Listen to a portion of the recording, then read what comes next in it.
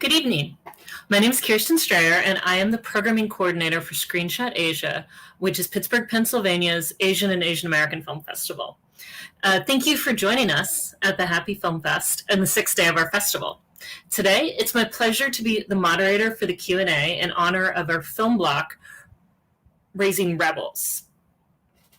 We have guests from each of tonight's films. As a friendly reminder, the Q&A is live, so if you have any questions, feel free to post them in the comments section, and we will try to get to them during the interview.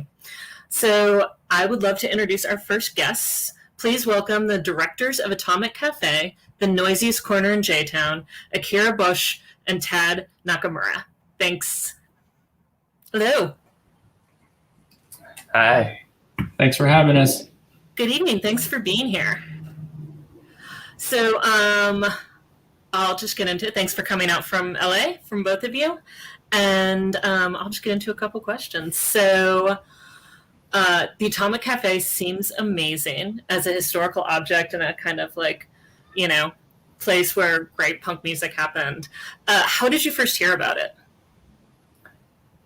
I think both of us have really kind of heard about Atomic Nancy before we even heard about the cafe. And she's kind of legendary figure in the community, specifically mainly for her music and singing career. I mean, that's kind of, well, I always thought she was called Atomic Nancy because of her voice, but then later I found out it's because of the cafe. So neither of us actually experienced the cafe. It was closed down by the time we were probably, you know, wanting to go out. But I'd always heard about it from my parents or from my aunties and uncles. It's in Los Angeles' Little Tokyo, or was in Los Angeles' Little Tokyo community. So a lot of people who still work there, who still hung out there, used to go there, and of course has, you know, these kind of epic, legendary stories, and everyone kind of has their own Atomic Cafe story. Yeah, Atomic Nancy's reputation preceded her. That's all I can really add to what Tad just said. So why did you decide to make a documentary about Atomic Cafe and Atomic Nancy? Like, how did that all go down? Well, the film was actually initiated by the Little Tokyo Service Center, which is a nonprofit organization in Little Tokyo. And they do tons of things. One of them is also, you know, they not only kind of nurture small businesses, but they also have help community organizations really kind of resist or fight the current gentrification that's going on in Little Tokyo and in a lot of other communities in LA. So the building itself, even though the restaurant had been closed for a while, there was another restaurant there. But the building was going to be demolished to make a subway station. And so because of that, Little Tokyo Service Center really wanted to, if the physical building was going to get demolished, we wanted to make sure that the story didn't as well. At the same time, I think there was a lot of attention by kind of mainstream media in LA, and they were writing pieces about the Atomic Cafe, but they really were not including the Little Tokyo community story. They were really not including the Japanese American, you know, the ties to Japanese American history, the family-owned business. They really kind of more focused on the sensational punk, you know, superstars. And so, you know, I think Little Tokyo Service Center really, not only, you know, are our communities constantly being gentrified, but now our stories and our history are being gentrified. And so they really wanted to, you know, document the history from the family's perspective, from the Little Tokyo community's perspective.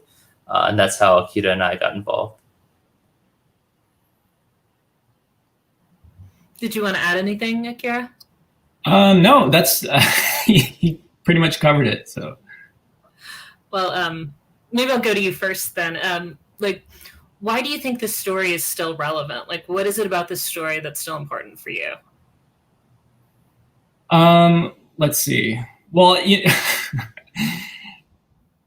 I feel like Nancy herself is such an amazing character. She was so different from really any other stereotypical notion of what a Japanese American person would be like, you know, especially of that generation, the third generation of Japanese Americans.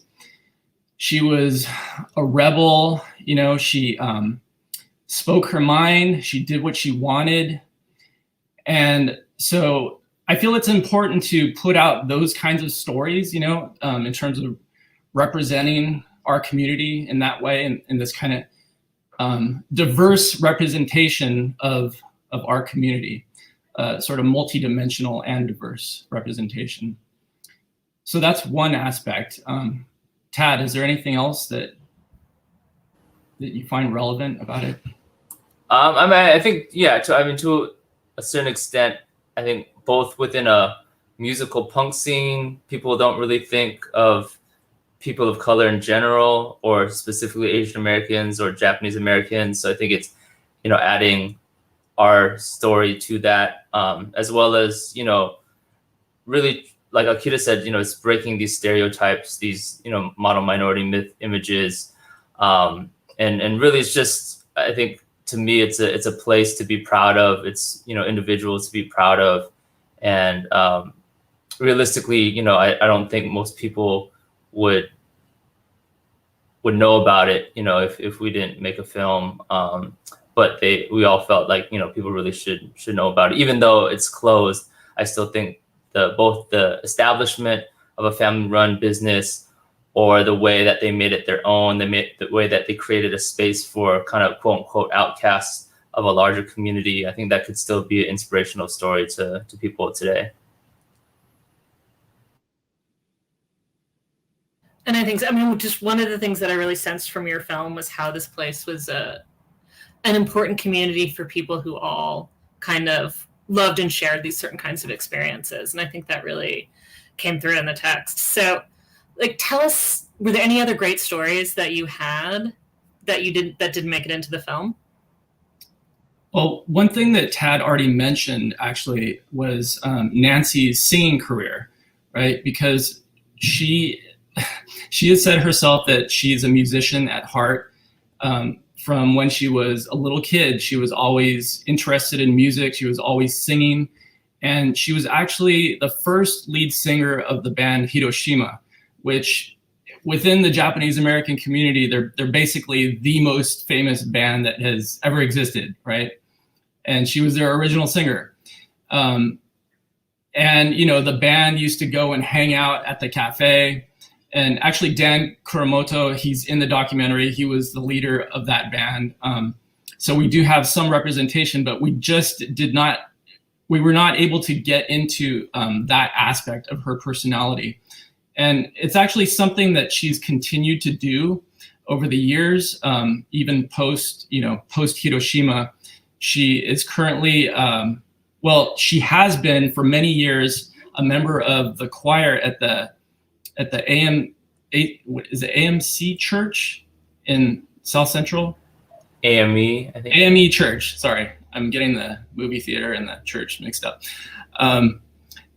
So she's been doing this choir singing for many years, and she's also been involved with Obon, which is, you know, the Japanese American summer festival, basically. And along with that, she's a part of Fandango Obon, which is a multicultural gathering that happens every year in Little Tokyo, where it's led by this artist named Nobuko Miyamoto, and it includes a lot of different cultural groups that come together, sing and dance, and she's always been a part of that. So she's a deep part of the sort of musical cultural community. And so that's one aspect that I wish we could have included, but weren't able to. Maybe for a longer piece. I was going to say, it sounds like she needs her own film to do her justice. So how do you think, or what kind of aesthetic decisions, what kind of stylistic decisions did you guys make in terms of trying to capture the spirit of the Atomic Cafe? Well, I feel like much of that came through with the music because, as Nancy says, the jukebox was such an important part of that place. It really gave life to the place. It included, so many different types of music, which then, basically gives representation to a lot of different kinds of voices. So yeah, I feel that the music for me was really kind of the driving force stylistically with this particular film. And a lot of like sort of inspirational or visual inspiration came from that itself.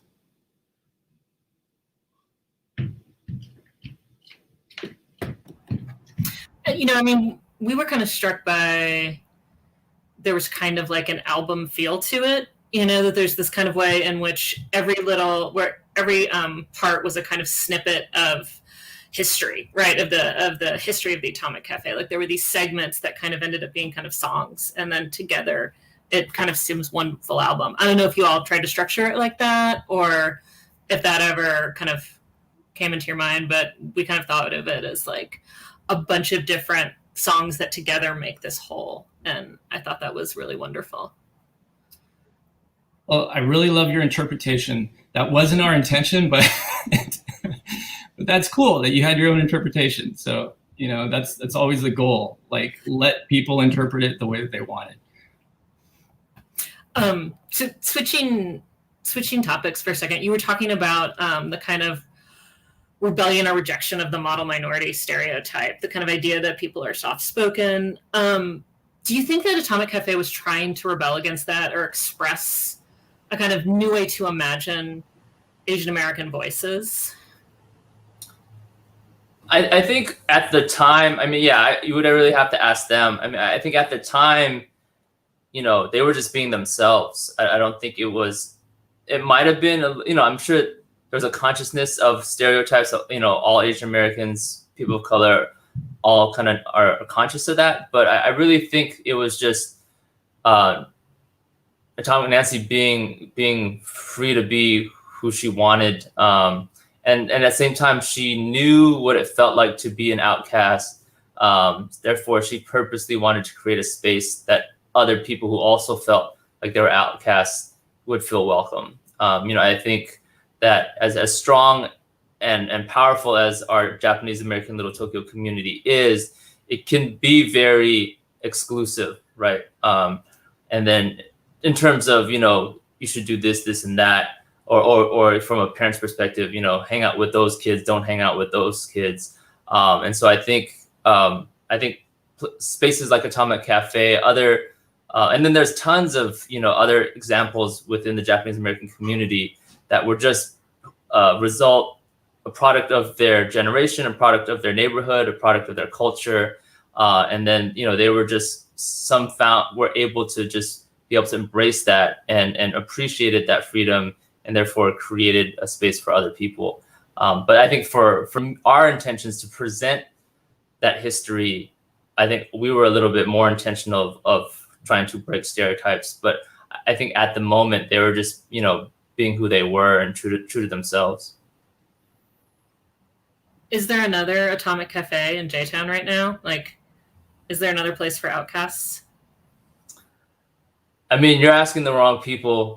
We're both fathers in that home, and but I do think every generation has their spot.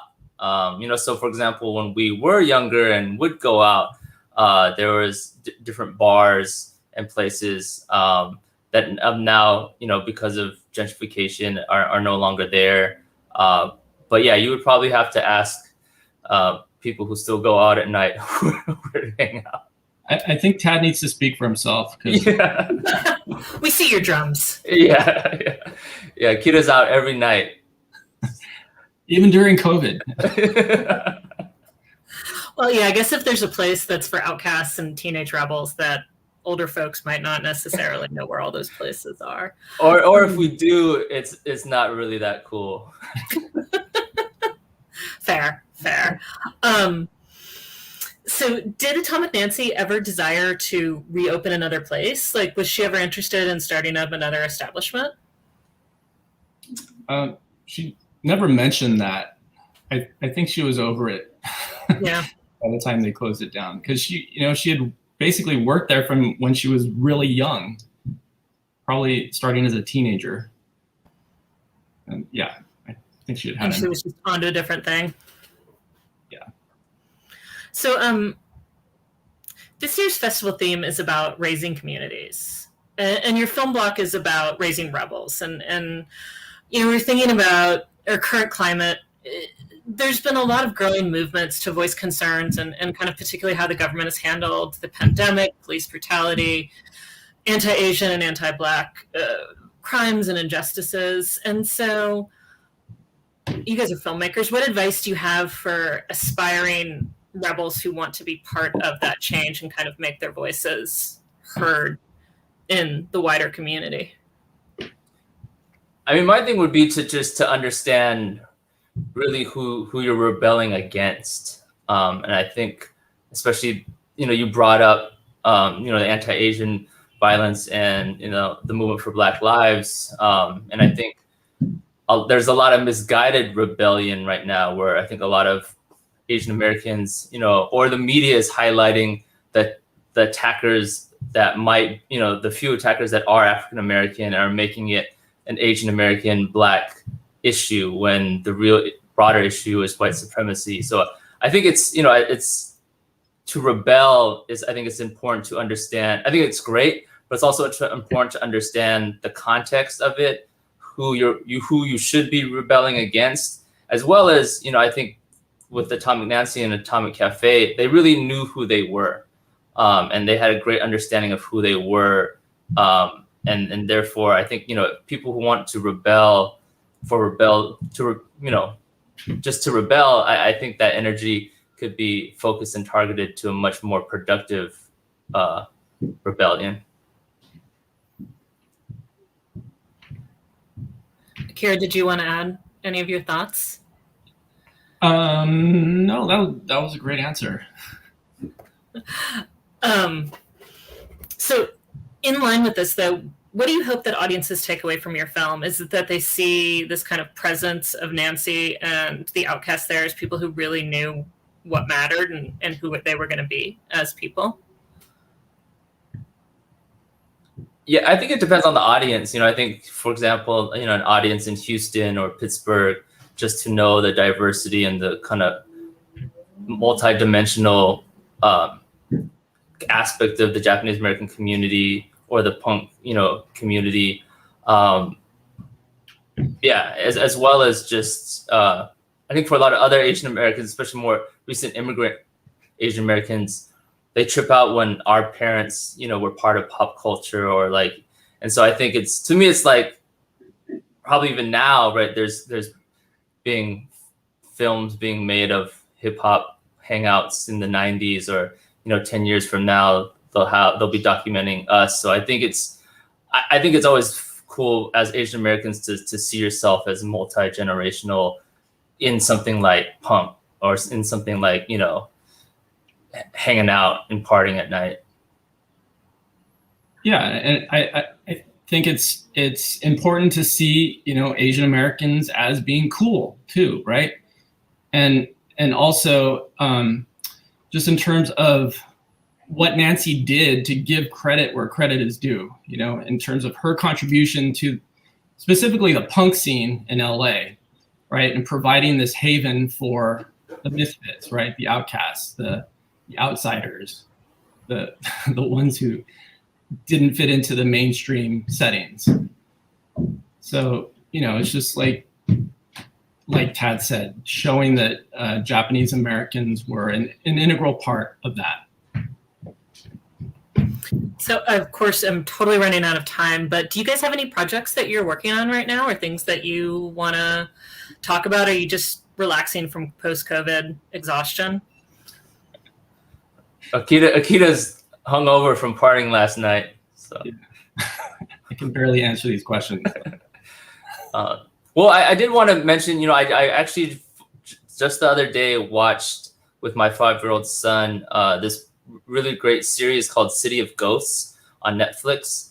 And one of the episodes features Zen and Nancy. And it's I highly recommend it, especially if you have little kids. But it's a really creative way to address gentrification, actually. And so it's very LA specific, but it's about all these kind of staples of these communities. So, for example, that's why they chose Atomic Cafe for Little Tokyo. And it gives a way to talk about places that no longer exist. But so in the episode, you know, they use Atomic Nancy is a ghost who haunts her daughter's and apartment. So I would really recommend, if especially if you have little ones, check that out on Netflix. Yeah. Lovely. We'll put it in the chat.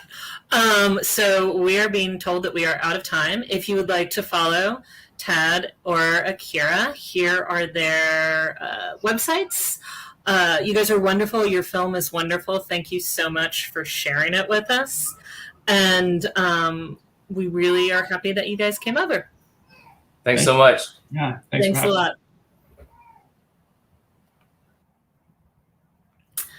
And now, to continue on, I would like to welcome the director of Tammy, Andrew Horng, and the actress who played Rachel, Shu.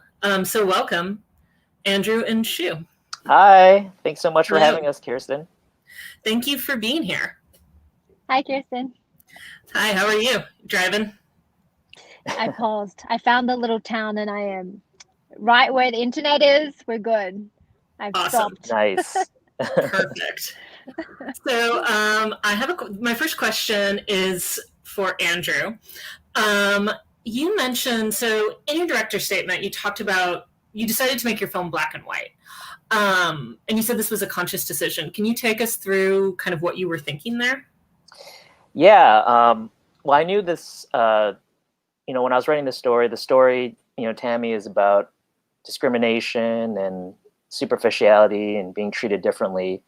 And immediately I thought, I got to shoot this thing in black and white just because of how people treat the black and white look differently from color films or TV. And I was actually thinking about my own mom, because she is super hateful towards all black and white films and TV. And we've had discussions about this, and she's like, "Nah, I don't want to watch anything that's black and white. It sucks." But there's a lot of great black and white, you know, films or TV out there. So that, you know, that she's missing out on. And really just, it's all about the story. And, you know, I feel I kind of noticed some similarities between that and also how people are treated differently. You know, minorities are treated differently just based on the look, you know. And the skate park looked great in black and white too. So yeah, that's also another reason. That, for sure. So I love the main character. I think she's wonderful, and she's definitely brought down by her need to be first. And you played her. You played her amazing, and she totally makes it. So can you tell me a little bit about her? Like, why does she need to get her own way? If both of you guys wanted to jump in on this, that would be great, right? I wonder if she's illustrative of how infighting can really limit change and limit community growth, which is a whole nother part. Andrew? Oh, you go. Oh, okay.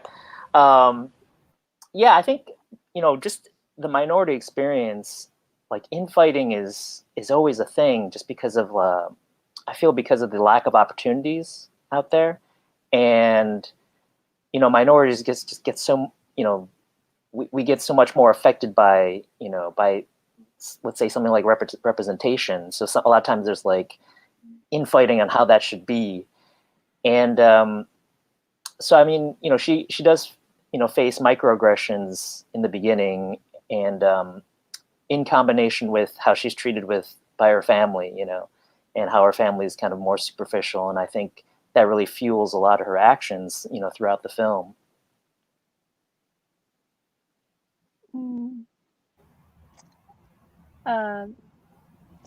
Yeah, shoot. Yeah.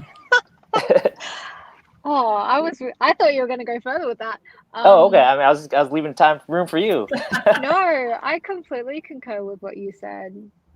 I think, I guess because we're a minority, that automatically our opportunities in spaces, especially in the creative spaces, whether it be skateboarding or basketball or directing, acting, anything that's not like a typical Asian, I guess, career path you could take. It's already, I guess, there's already not a lot of room for us. So when we do see someone else, like if we've made it or we're in that space and we see someone else like competing, you're like, oh no. But suddenly, like, I guess there's like a really high risk that you'll lose your spot. Um, so I guess if I was to guess, I think that's where it comes from. I guess I'll also add that the story actually, when I was writing it out, I was thinking about infighting because I was thinking about the campaign of Andrew Yang. For those who are watching who don't follow politics, Andrew Yang was running in the presidential election, and you know, he was if he won, he would have been the first Asian president of the United States. Yeah. And during his campaign, there was this comedian who made racist jokes about him, and Andrew Yang forgave him publicly for it. And a lot of people in the Asian American community just like publicly criticized Andrew Yang and was like, no, you shouldn't be handling it like this. You should be handling it like that. And, you know, he just, I was thinking about like, what if, you know, he was about to become president and he had this amazing platform for Asian Americans, and then this thing happened, and then the Asian American community just completely pounced on him and then derailed his campaign. I thought, wow, what a great, you know, like, what an interesting, you know, dynamic that is. And so when I was thinking about, you know, this story, I was thinking about someone else who's trying to break barriers of her own and also kind of dealing with infighting in a different way herself, and how that kind of unravels, you know. Yeah, but she's so smart. She really talks herself into a corner, doesn't she? Where she gets so invested in this idea of being first that she really misses the point that they were both chosen, and it was great. And do you, Shu, do you feel any personal relationship to your character? Do you feel for her? Do you also, are you also competitive and want to be first? Yes, it's in my DNA. I think as Asians in general, we were born and raised to just be very competitive. And I have a twin sister as well. Oh. So I automatically had just the biological competition from birth. Our parents would always pit us against each other. I mean, I don't think they ever thought of it as like emotional abuse. Like that it would psychologically affect us down the track.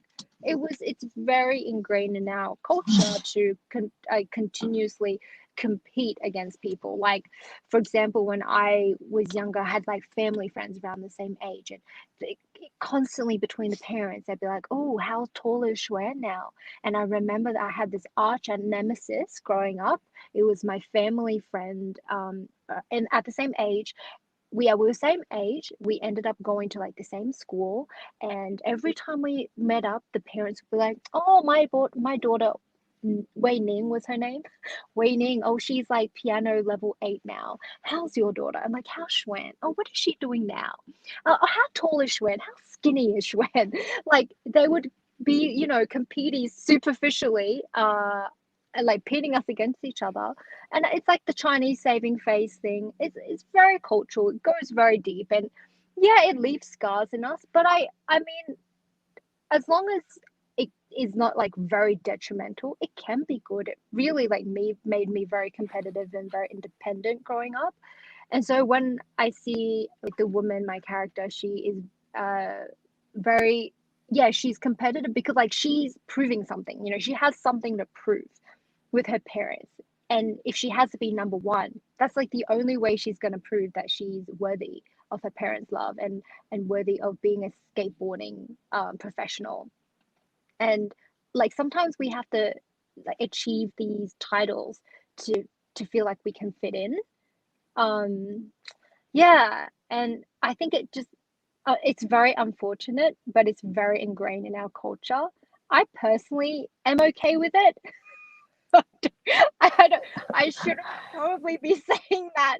Like, no pressure to like the rest of the Asians watching this, but I'm grateful. I actually am quite grateful that my parents pushed me when I was young, and it made me like work hard for everything. And I think being Asian, a minority in an industry, so I'm talking so much in like creative arts, it's so competitive and it's so hard. You have to like really love what you do, and you have to be competitive. You have to want to win to even like make a dent and do what you want to do, so like I'm grateful that they put that competitive drive in me, because otherwise I wouldn't survive. Honestly, I wouldn't. Yeah. It's funny, yeah. You're You're an actor, describing like the Asian American experience is just like comparing each other's kids and like, whoa, what, my son's a doctor, my son's a lawyer, my daughter's doing this, yeah. I just I very much relate to your character, and yeah, just it's things can get really superficial with the Asian American experience, and it does create a big giant hole in our hearts, and it does fuel our decision making. And I think a lot of people end up doing certain things, whether like they go into a certain career, or they choose a certain partner to please their family, who's kind of left like a giant hole in their heart, which is unfortunate, but I think it is a part of the Asian American experience. Are you also super competitive, Andrew? I am super competitive, even though my parents don't really talk about me to their. we don't talk about Andrew. He's doing something. He's a doctor, or he's doing medical stuff. He's not a filmmaker, but I am competitive, and a lot of things that happen in the film with being the microaggressions and being recognized as somebody else. All that stuff happened to me, so I just wanted to put that in the film in kind of like a humorous way, and being like, hey, I'm not this other Asian guy. I'm myself, and yeah, I just hope it came through in the film. So it did, and I think that the comedic timing was great, by the way, and I think that's one of the things that really, the voiceover comedic timing was really nice. But I really liked the part where they were hugging, or she was being hugged, and you jumped back through all those particular moments with the microaggressions. I thought that was really nice. Like all of a sudden she couldn't be herself because she was being put into this category with this other woman, and it was showing up there. And I thought that really came through really well. Absolutely, thank you. Yeah, it was a real that was something that everybody was laughing at on set, and it's funny with comedic films, like sometimes you're not quite sure what's going to resonate. Some stuff that ends up funny on set might not end up funny like in the final cut. But yeah, that was funny on set, on the page, in the final product. So for both of you, Andrew first, what do you hope others kind of take away from this film? Like, what do you think? What would you like others to kind of gain from this film?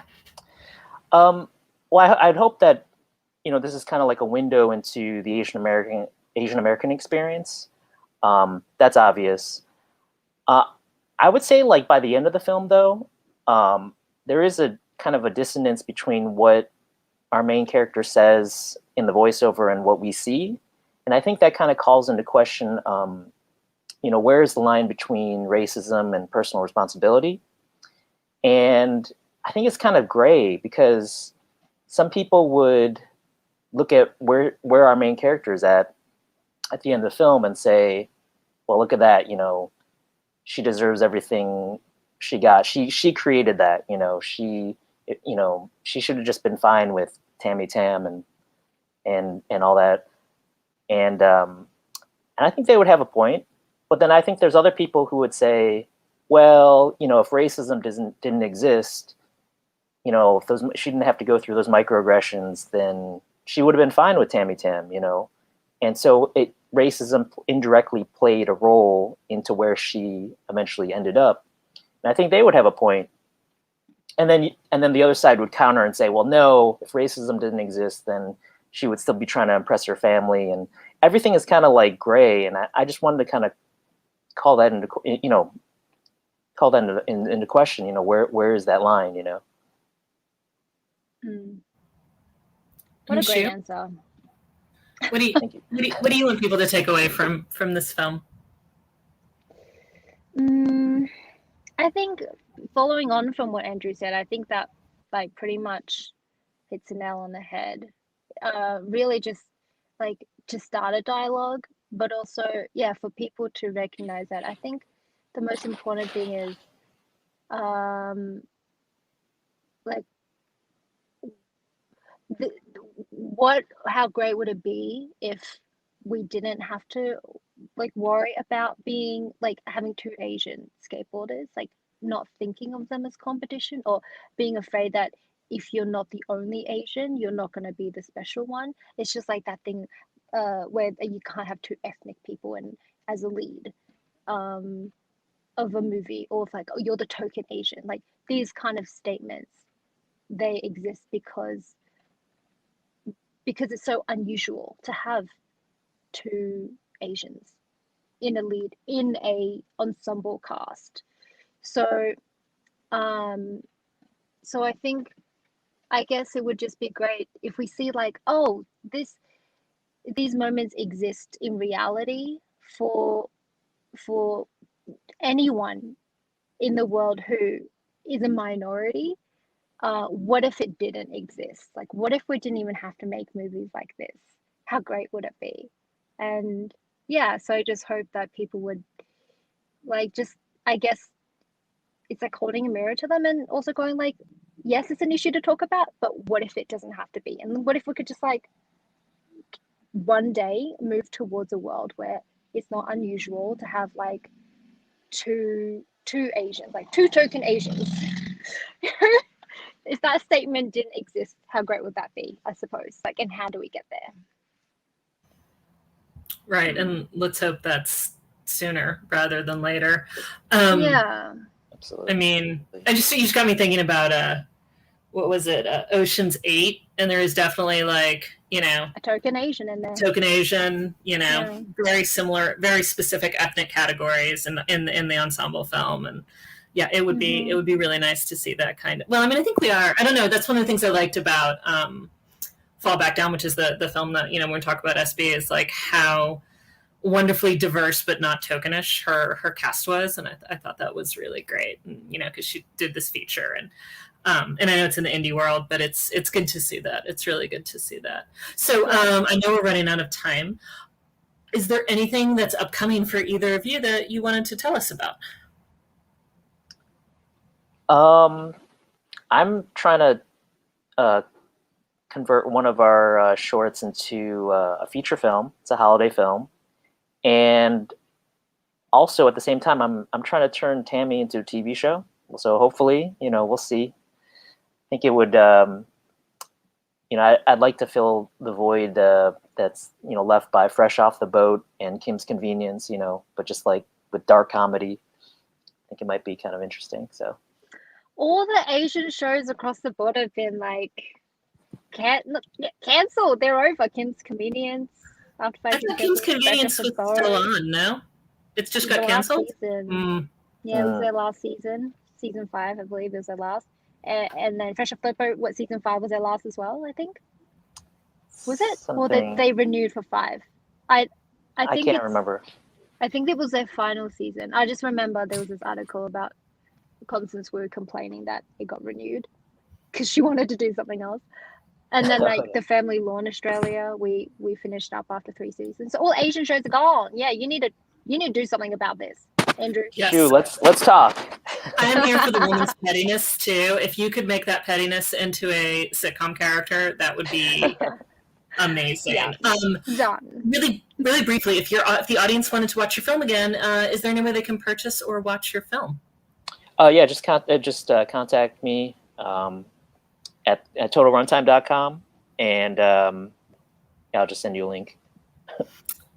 Cool. Thank you guys so much. Thank you for pulling over and talking to us on the road. That's wonderful. Yes. And thank you, Andrew. Thank you, Shu. It was great. Your film was great. You guys have great chemistry. It was wonderful. Aw, thank you. Thanks for your time. Yeah, thank you Thank so you. much for having us. Yeah, thanks for having us. Bye, Kirsten. Bye. And now we have one more guest. Again, if you'd like to follow Andrew, Shu, and their film, Tammy, please check them out on social media. So last but not least, it is our pleasure to go back to our feature film of the evening, Fall Back Down, and Sarah Beth, or SB Edwards, the director of the film. So welcome, SB. Hello. How Hi, are you doing? everyone. Still sunny there in Vancouver? Yeah, it's, I mean, the weather changes moment to moment, but we're very fortunate. It's a beautiful city. I love it so Beautiful. much. It gets its hooks in. That's how it does it. It gets its hooks in, and then it's like so exorbitantly expensive. Oh yeah, I know. But you fly in, and then there's the water and the mountains, and it's just gorgeous. And flowers blooming everywhere. Yeah, you're done once you move there. Where else are you going to live? If only I could become Canadian, I would do it. Ask the government, right? So that brings us to your wonderfully Vancouver or BC based film, right? I mean, what inspired you to write this movie? I mean, the story of the film starts a very, very long time ago. I've been an activist and in kind of I guess DIY and punk or music based communities since I was a teenager. And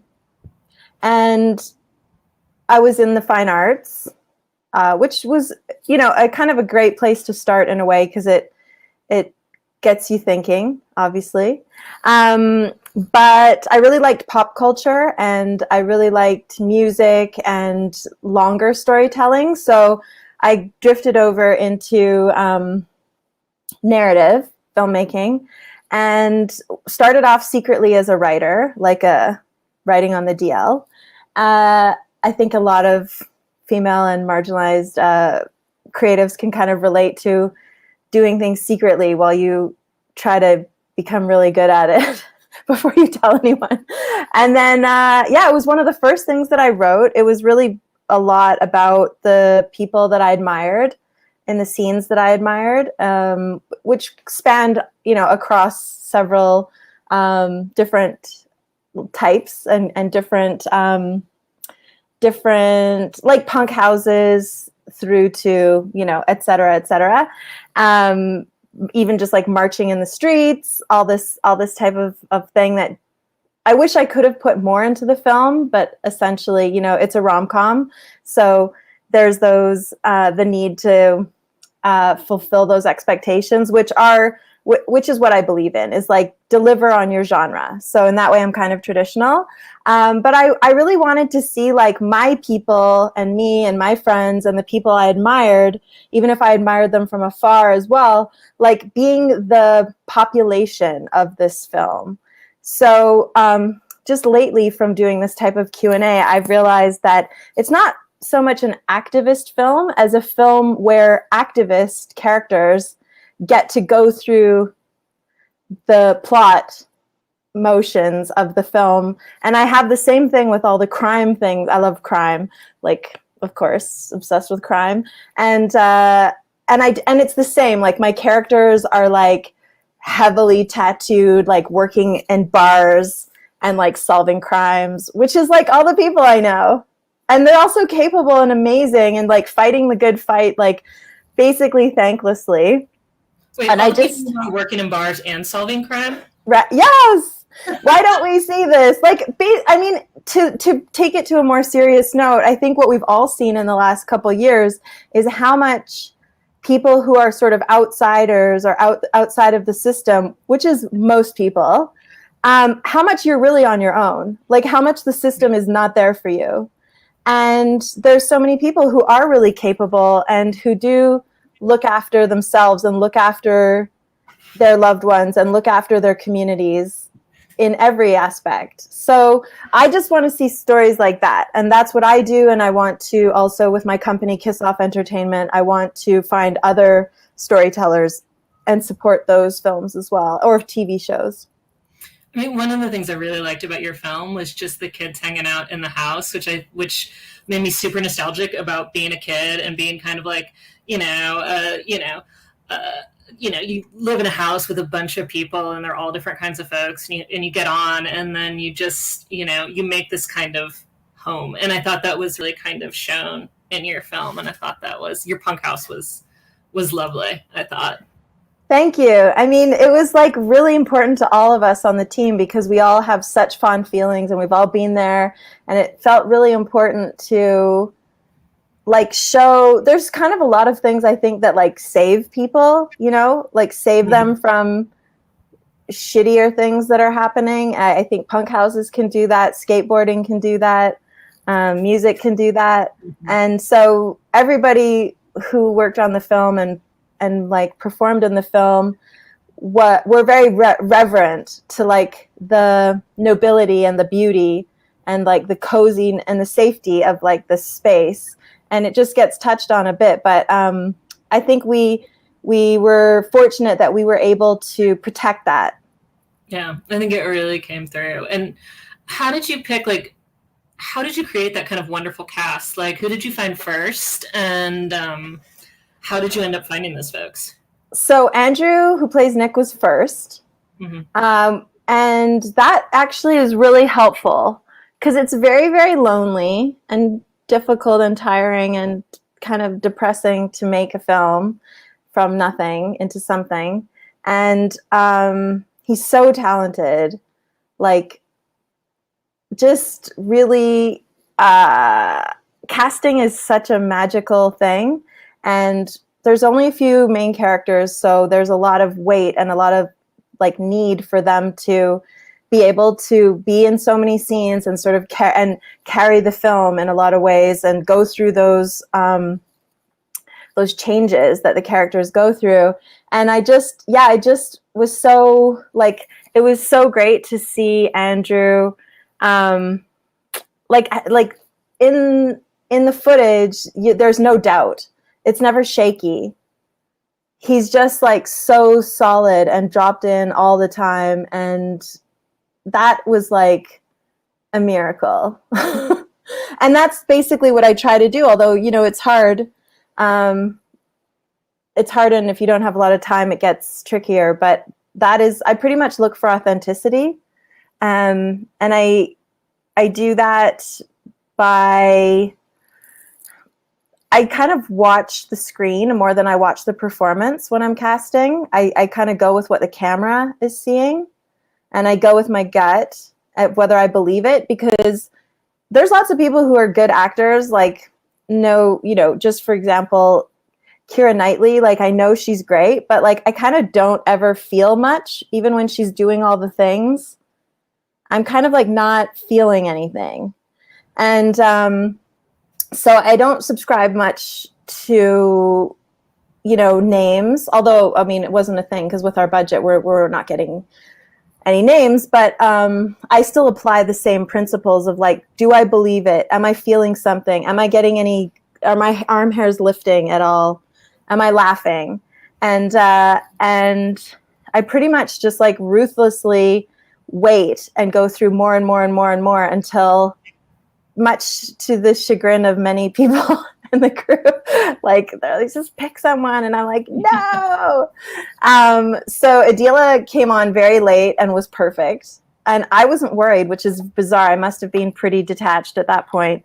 And Jacky is incredible, Jacky Lai, and had so much to do, like had so much to span and deliver in those scenes, of which she wasn't allotted that many. So I guess I'm just like grateful, really. I'm just grateful that those people crossed my path. I also do street casting. We just put flyers up and looked at people, and that's how we got the incredible Dinah LaFleche, who plays Nick's sister Althea. And they live in a punk house. Oh yeah. Yeah. She's such a warm presence. She's great. Oh, I mean, it was a joy to. Sometimes I felt like, I mean, I had a lot on my shoulders and I had a lot to kind of try and keep on the rails. But sometimes I just felt like I was in the presence of something that was really amazing. And I was just so happy to sort of follow along and just be lucky in these things coming together. I thought Nick and Raina too had such great like chemistry, especially when they were fighting with each other, you know, when they were like trying to like mess with each other at the beginning of the film. I thought that was great too. So I thought that your like interactions between your characters seemed really kind of genuine and fun. Well, I'm happy to hear it because that was really the ultimate goal. And they do spark, like they have that, you know, and I think casting with chemistry in mind is really important and something I would keep doing as an emerging filmmaker. I would go that way. I would keep leaning into that idea of like, trying people out with each other. Yeah, and it really showed. Although, how long was he in makeup? Like, well, I mean, yes, in makeup, but also, I mean, we had done the hair, and the hair just was like whatever it was, because that is how it should be. The sleeve is like that. The sleeve, yeah. And the makeup artist Amen is amazing, and so we, we didn't have too much trouble with it. Although I did hear that it was a bit of a pain in like the sheets. There was some smearing of the what. I also really was happy to have so much control. You know, it was a program that we got the money from that they don't interfere. And so it was really nice to just pick things like as I wanted them. And I felt like the sleeve would be partly, like he's trying to change because he thinks the choices he made like didn't work out and he's heartbroken. And I felt like there's a whole story under that blacked out arm. Right. Maybe like several stories. So it was nice to like never really have to answer to anybody or explain anything. No, I think it worked for him. It was just like, wow, makeup, long time. But yeah. Honestly, nothing we did was very long. We were just hightailing it. Like, can I ask how many days you filmed? Do you remember? 13. Wow, that's a quick turnover. It was so. I do not suggest that to anyone. I really don't. So I want to ask you about, you commonly said that you're a genre fan and you called this an activist rom-com. And I kind of love that concept, but also like an antidote to tragedy porn. And so what does that mean? I mean, it's really great. It's so great right now because like so many things that we've been talking about in like smaller circles have gotten this like wider recognition and a wider awareness just in the last 2, maybe 3 years. So a lot, I mean, it's not a new thing, right? Like bury your gays is not a new thing, but it was just pervasively going on and on. And in like, I kind of have a foot in like the traditional sort of service production of film and television. I work in film and television in the art department and on like US shows usually. And it just seemed like we all knew this stuff, but like, they still killed Lexa on the 100. And like, I'm like, who are these people? Like, why don't they know any of this stuff? And it just seemed like it needed, if I was going to make something that I was proud of, I really wanted to make something like for the people, for my people. And what I felt like we wanted and deserved is like something that still had chops and was like feisty, but also like how wonderful are all these communities and how like loyal and fun and amazing and talented, and like it doesn't have to always end in tragedy. You know, it doesn't have to always be so terrible. And in at least in Canada, in my experience specifically, growing up in like suburbs, I don't think the parents were like super woke, but they were kind of woke. Like they wanted to be good parents, and they let their kids play punk music in the basement, even though it like came up through the floor. And you know what I mean? Like there was really some wonderful supportive sentiments coming through this generational idea of like improving things.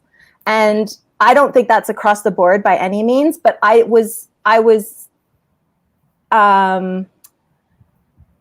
wanted to like reflect that.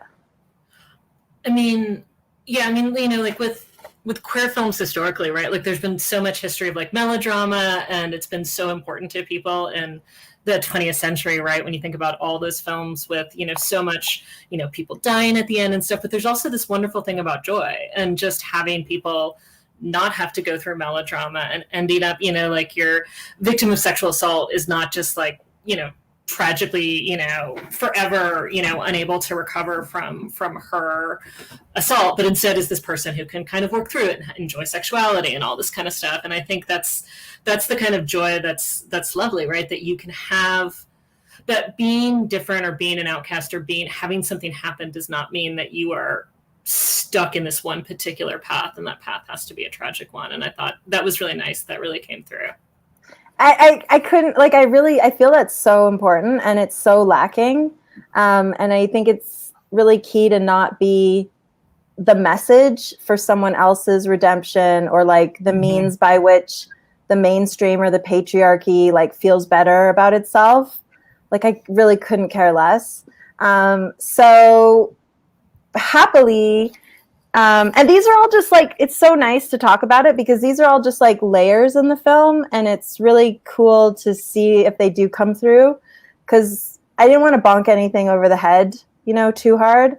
But it's like everything seems so homogenous to me lately that I'm looking out and seeing. Even like there's a few efforts to do slightly different things, but I just feel there's so many stories and viewpoints that aren't being told as much as ever, almost. And like I really look forward to being part of and trying to like fan the flames of some kind of transition to, you know, it's been wonderful like seeing others talk on this panel. And it makes me hopeful. I mean, yeah, one of the things that I was talking to the previous panel about is it's really nice to see a variety of different, like there doesn't have to be a token anyone in this text. There's a whole bunch of different queer people, and there's different kinds of Asian folks, and there's, you know, different kinds of all sorts of folks. And so that's the idea of casting without having to fit into type is something that is really enjoyable in this text. And I think it is more kind of like emergent from the story itself and how it works than from like trying to put people into categories. And absolutely, like people, most of the roles, I mean, like I said, Andrew was already Nick, but most of the roles were colorblind. Like we looked at everyone, and I did say to the casting people pretty early on, I was like, stop sending me white people. Like this keeps sending me white people. I'm like just don't, no more. I want to make something that is like, that's not the film I'm trying to make. I mean, in that way, like, you know, I was asking everybody this, like, this block is about raising rebels. And I like the idea of raising, and you're talking about like, we have this climate with all of these things going on.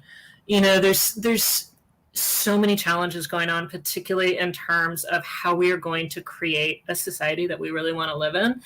And I feel like you were trying to give a map for raising certain kinds of citizens, like rebel citizens, and what that might look like. Like, what does it mean to be a part of the community in which you live? And so, I mean, I guess my question then is like, you know, do you see film as a way that we can think about representing different kinds of communities, ones that maybe want to evoke change in the world and what that might look like?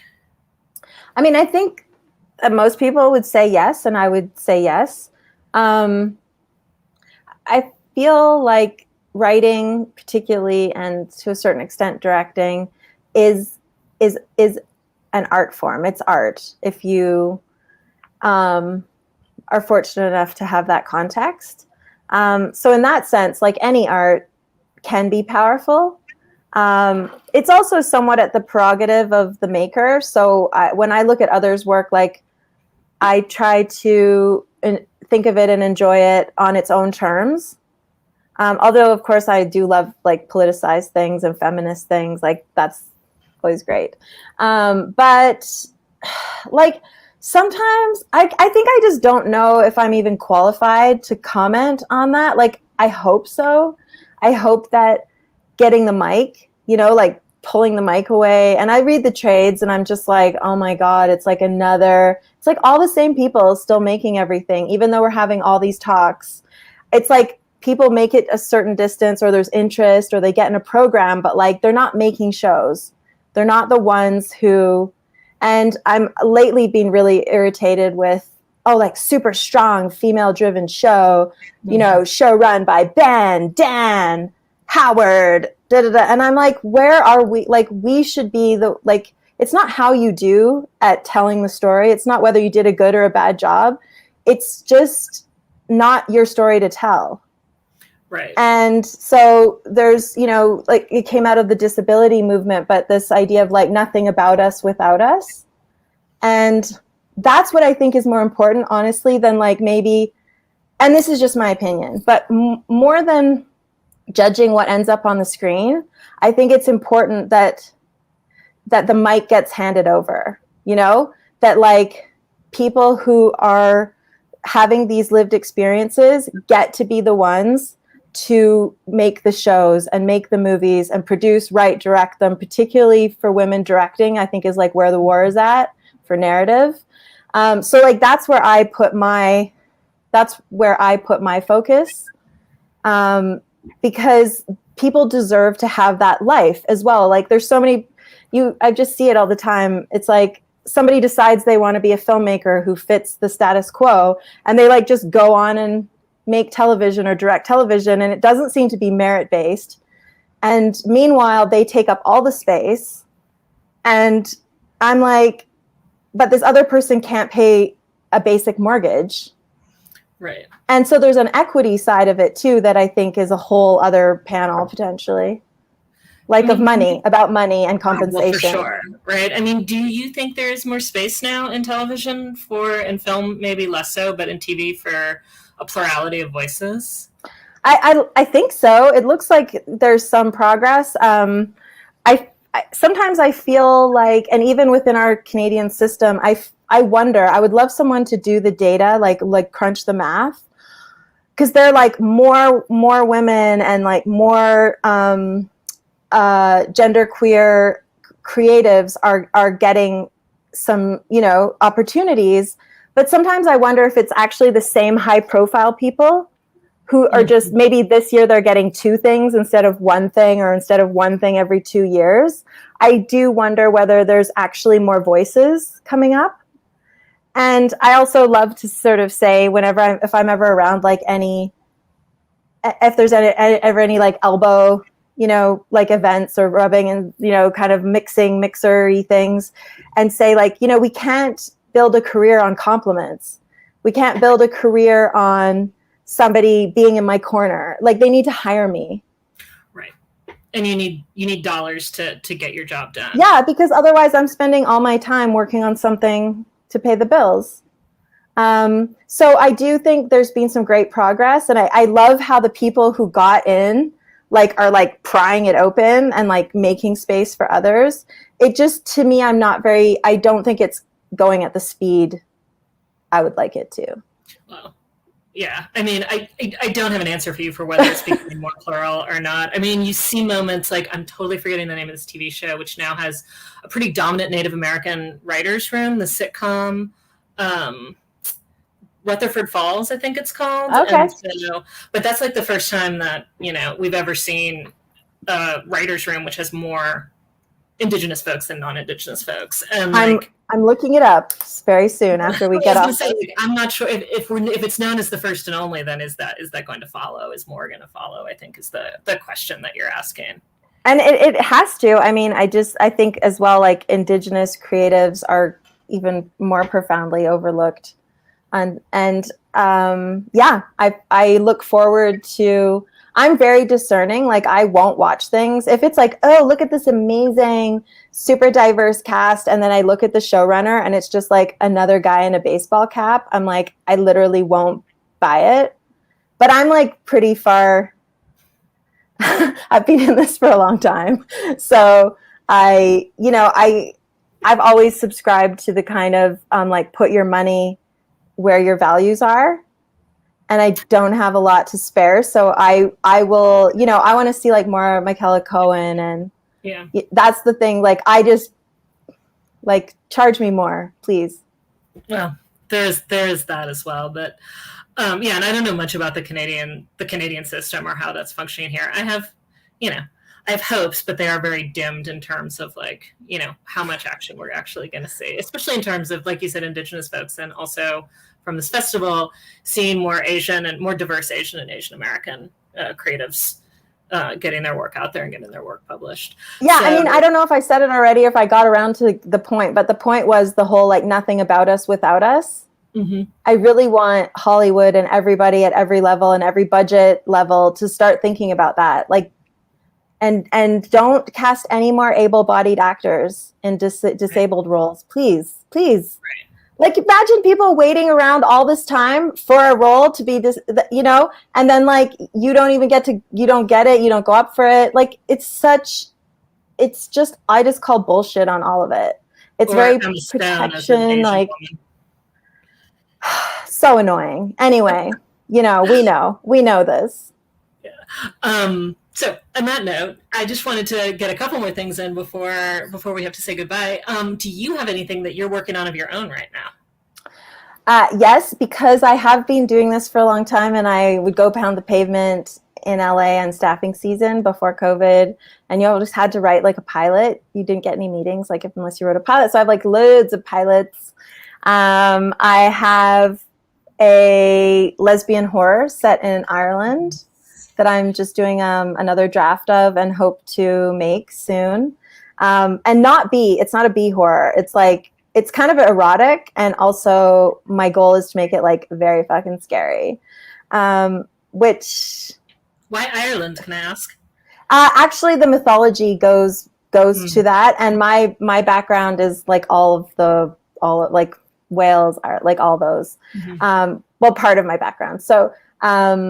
And Canada has like a beautiful relationship with Ireland and the treaty.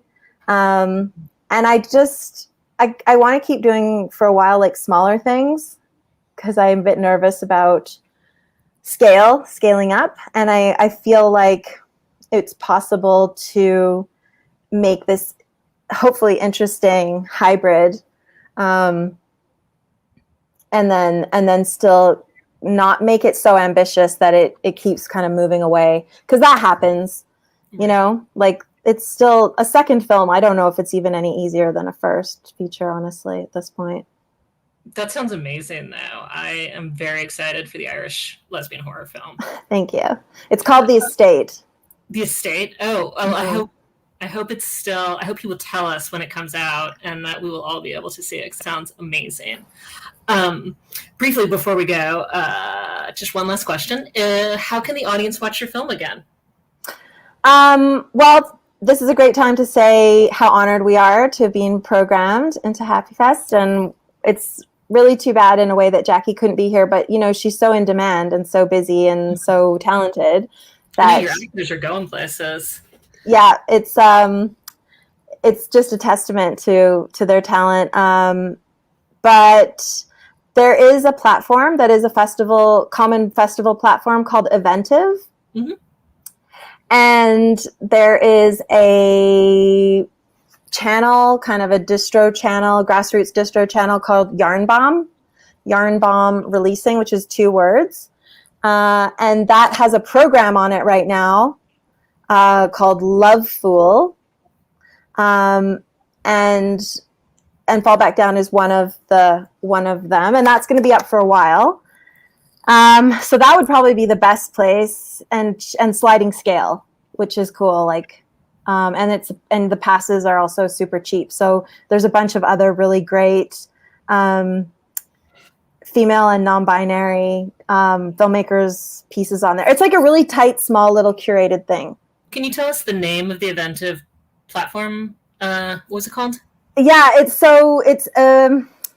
the link, like the actual URL, if I'm not wrong, is watch.eventive / Yarn Bomb. YARNBOMB. Very cool. Very cool. Awesome. Well, hopefully I'll get to see the other films that are on there too, because it sounds really interesting. Yeah. Thank you so much, SB. It's been Thank awesome. you. Your film is great. Your actors are great.